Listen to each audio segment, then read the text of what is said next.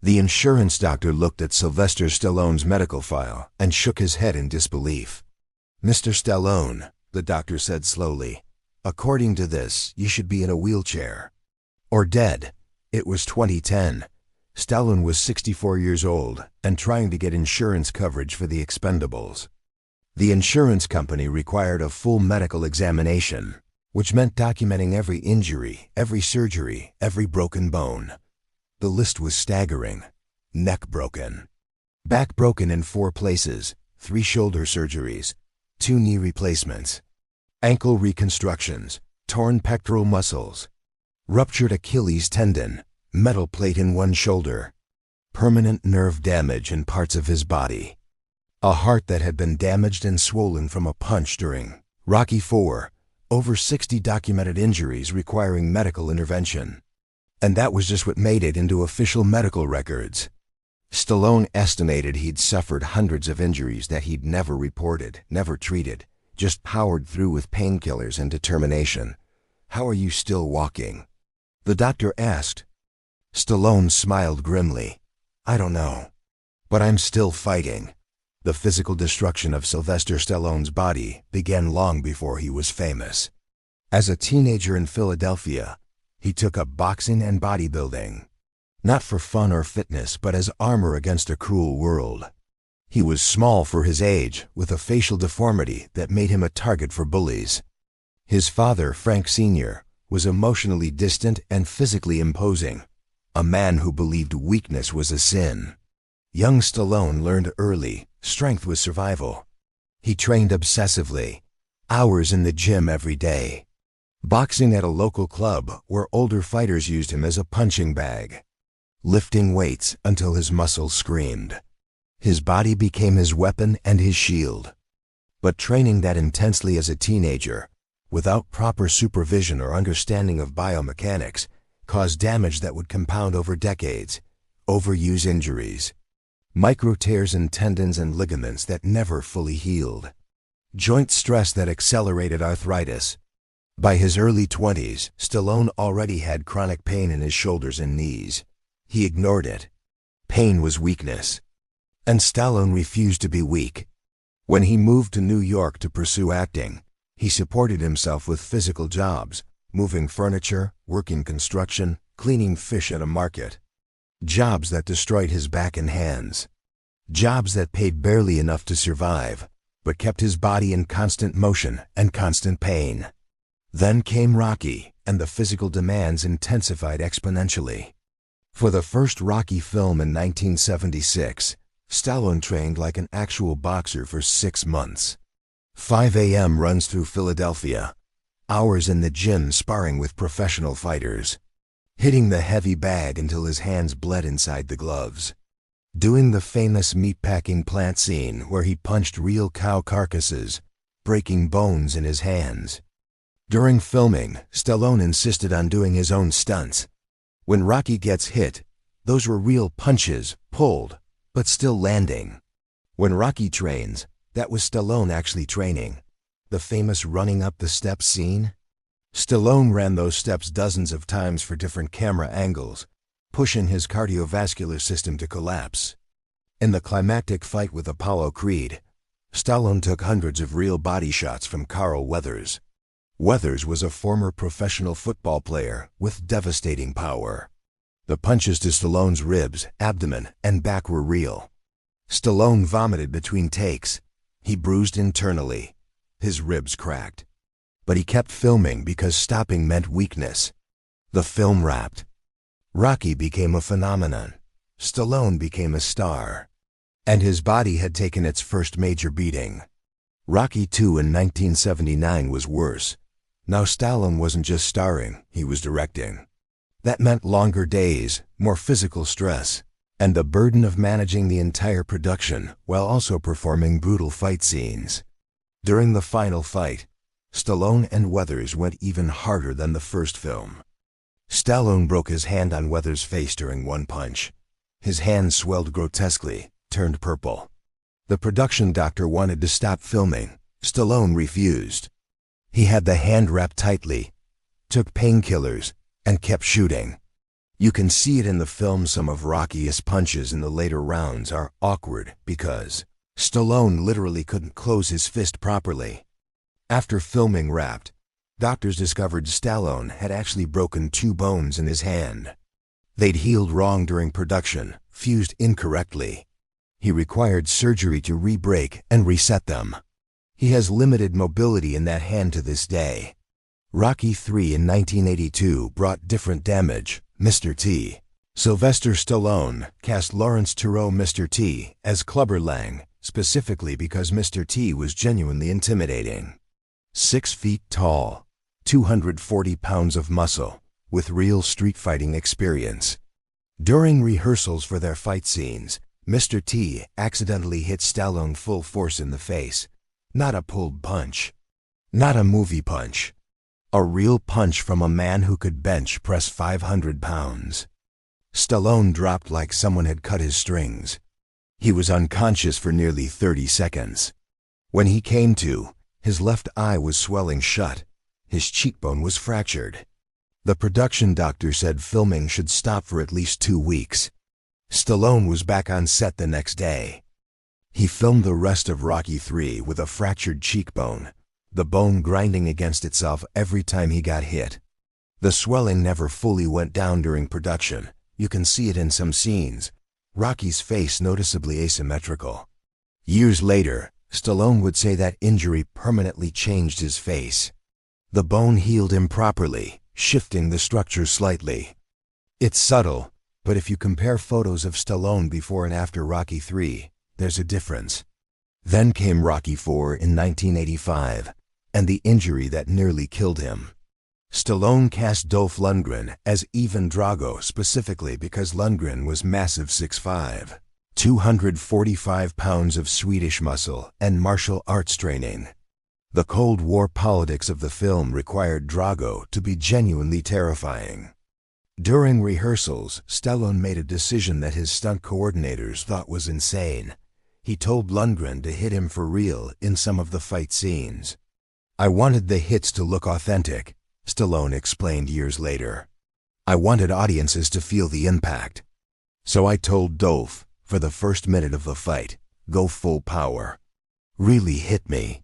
Lundgren was reluctant. He knew his power. He'd knocked out professional fighters in sparring. But Stallone insisted. The cameras rolled. Lundgren threw a right hand with full power, hitting Stallone directly in the chest. Stallone felt his heart slam against his ribcage. The sensation was unlike anything he'd ever experienced, not pain exactly, but a terrifying awareness that something was catastrophically wrong inside his body. His vision blurred. His heartbeat became irregular, fluttering like a trapped bird. He tried to keep filming. After all, this was Stallone. Pain was weakness. But within minutes, he couldn't breathe properly. His chest felt like it was being crushed. His left arm went numb. The on-set doctor recognized the symptoms immediately. Cardiac distress. Stallone was having a heart attack or something very similar. An ambulance was called. Stallone was rushed to a hospital in Canada. They were filming in British Columbia. In the emergency room, doctors discovered that Lundgren's punch had caused Stallone's heart to swell dramatically, slamming against his breastbone with such force that it caused pericardial swelling fluid buildup around the heart. "You're in serious danger," the doctor told Stallone. "If you'd continued filming, your heart could have stopped. You need to stay hospitalized for at least a week, possibly 2. Stallone stayed 4 days. Then he checked himself out and returned to the set. "I had a movie to finish," he said later, as if this explained everything. He finished Rocky IV with a damaged heart and doctors' warnings that he could die if hit in the chest again. The film's final fight scenes were completed with Stallone taking real punches everywhere except his chest. Lundgren was horrified by what he'd done and pulled every subsequent punch, but Stallone insisted on maintaining realism everywhere else. Result: more fractured ribs, more internal bruising, permanent damage to his cardiovascular system. To this day, Stallone has irregular heartbeat patterns traced back to the Lundgren punch. After Rocky IV, Stallone's insurance premium skyrocketed. Insurance companies considered him an extreme risk. Some refused to insure him at all. For Rambo 3 in 1988, the insurance company required him to sign waivers acknowledging he might die during production. Stallone signed without hesitation. Rambo 3 nearly fulfilled that prophecy. Filming in Israel and Arizona, Stallone performed stunts that professional stuntmen considered suicidal, hanging from helicopters, explosions with real ordnance, hand-to-hand combat scenes with actors who had military training. During one scene, Stallone had to jump from a cliff into water. The stunt coordinator calculated the jump as safe but risky, about 60 feet into a river in Arizona. Professional stunt divers tested the depth and declared it adequate. Stallone jumped. His trajectory was slightly off. He entered the water at an angle instead of straight down. His body hit the water with devastating force. His back compressed violently. He surfaced, waving that he was okay. But when he tried to climb out of the water, he couldn't move his left leg properly. His back had locked up a compressed vertebra that trapped nerves, shooting electric pain down his spine. Production shut down for 3 days while Stallone received emergency treatment. Doctors discovered he'd fractured a vertebra in his lower back. They wanted him in a back brace for 6 weeks minimum. Stallone wore the brace for 1 week, then continued filming with heavy painkillers and sheer willpower. The 1990s brought different injuries, age compounding decades of damage. Demolition Man in 1993, Stallone tore his right pectoral muscle during a fight scene. The muscle detached partially from his chest. He finished filming before having surgery to reattach it. The surgery left a permanent dent in his chest, visible in shirtless scenes from later films. Cliffhanger in 1993, multiple injuries from climbing scenes, broken fingers, shoulder dislocation. A near-fatal moment when a safety harness failed and Stallone hung by one hand from a cliff face until backup safety systems engaged. The Specialist in 1995, blown out his knee during an action sequence, tearing both ACL and MCL, required reconstructive surgery. Doctors said he'd need 6 months to recover before he could run again. He was back doing action scenes in 10 weeks. Judge Dredd in 1995, concussion from an explosion that went wrong. Stallone was too close when practical effects detonated. The blast wave slammed him into a concrete wall, knocking him unconscious. He woke up in the hospital with no memory of the previous 6 hours. By 2000, Stallone's body was breaking down catastrophically. His back pain was constant and debilitating, multiple fractured vertebrae that had healed improperly, degenerative disc disease, arthritis throughout his spine. Some days he couldn't get out of bed without assistance. His shoulders were destroyed. Decades of punching, lifting, and stunt work had torn rotator cuffs, damaged cartilage, and created bone spurs that ground against each other with every movement. His knees were bone on bone in places, cartilage completely worn away from decades of running, jumping, and kicking. He required prescription painkillers just to function. High doses, the kind that could be addictive, that could destroy a person. Stallone walked that edge carefully, knowing that addiction would finish what the injuries had started. In 2003, Stallone underwent major back surgery, spinal fusion of 4 vertebrae. The surgery took 8 hours. Recovery was supposed to take a year.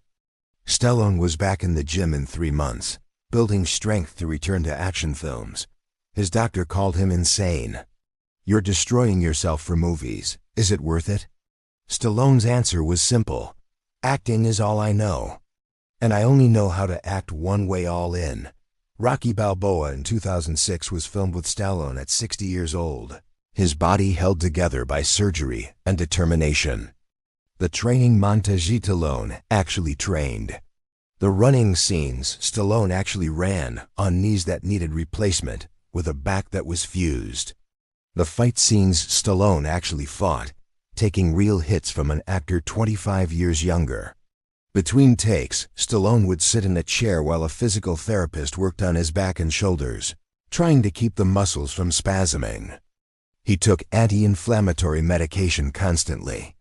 Some days the pain was so severe that he couldn't hide it. You can see it in his face in some scenes. Genuine agony breaking through his acting.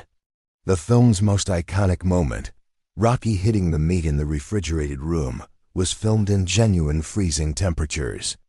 Stallone's hands, already damaged from decades of boxing scenes, went numb after the first take.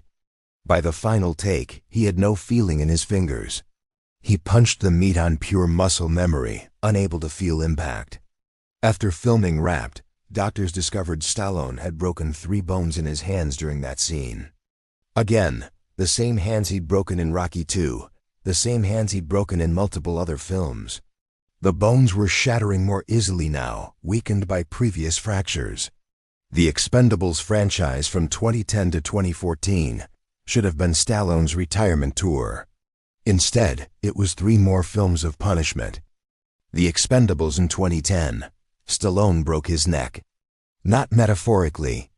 Actually broke bones in his cervical spine during a fight scene with Steve Austin. The injury required surgery metal plate inserted into his neck. He has permanent nerve damage in his right shoulder from this injury.